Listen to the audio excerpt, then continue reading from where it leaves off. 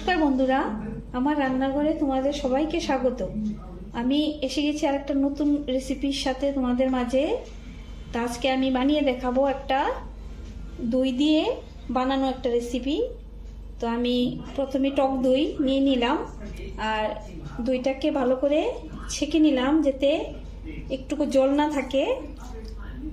এখন আমি একটা পাত্রে নিয়ে এটাকে খুব ক্রিমের মতো একদম ফেটিয়ে নেব।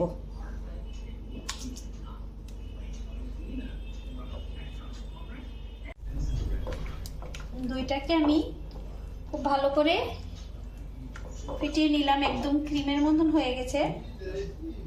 এখন আমি বাকি উপকরণগুলো মিশিয়ে নেব। প্রথমে একটু কালো জিরা দিয়ে দিলাম। তোমরা এখানে কালো জিরার পরিবর্তে জোয়ানও দিতে পারো। আর দিয়ে দেব পরিমাণ মতো নুন, আর দিয়ে দেব গোলমরিচের গুঁড়ো। আমি গোলমরিচটাকে খুব বেশি মিহি করিনি, একটু দানা দানা রেখেছি। আর যেহেতু আমি টক দই নিলাম তার জন্য সামান্য পরিমাণে একটু চিনি দিয়ে দিলাম। আর এখন আমি এই দুইটার সাথে চালের গুঁড়ি মিশিয়ে নেব অল্প অল্প করে। প্রথমে বেশি করে একবারে দেব না, অল্প অল্প করে মিশিয়ে এটাকে একটা সুন্দর ব্যাটার তৈরি করে নেব।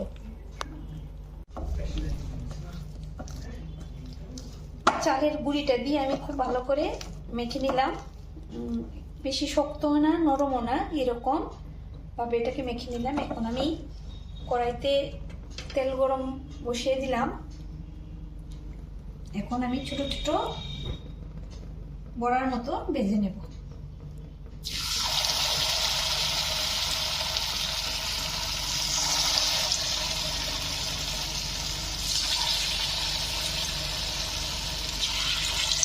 খুব লো আছে ভাজতে হবে, তাহলে কিন্তু পুড়ে যাবে।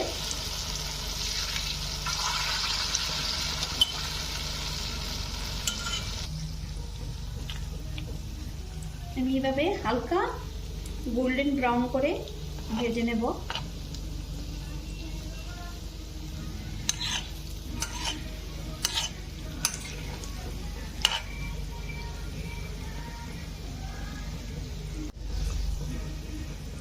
তো আমার এগুলো ভাজা হয়ে গেছে। আমি এখন বাকিগুলোকে গোল্ডেন ব্রাউন করে ভেজে নেব।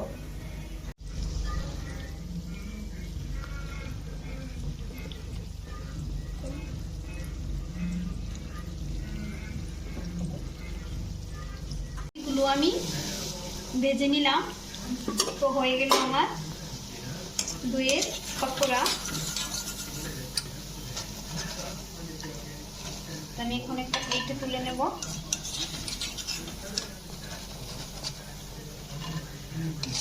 তোমরা এখানে চাইলে কাঁচা লঙ্কা কুচি করে দিতে পারো। আমি গোলমরিচ দিয়েছি তার জন্য দিইনি, কিন্তু কাঁচা লঙ্কা কুচিয়ে দিলে ভালোই লাগবে। তো আমার হয়ে গেল। দেখো কতটা সুন্দর হলো, ভিতরটা নরম আর উপরটা খুব ক্রিস্পি হয়েছে। আমি আরেকটা তোমাদেরকে দেখাচ্ছি। তো কিরম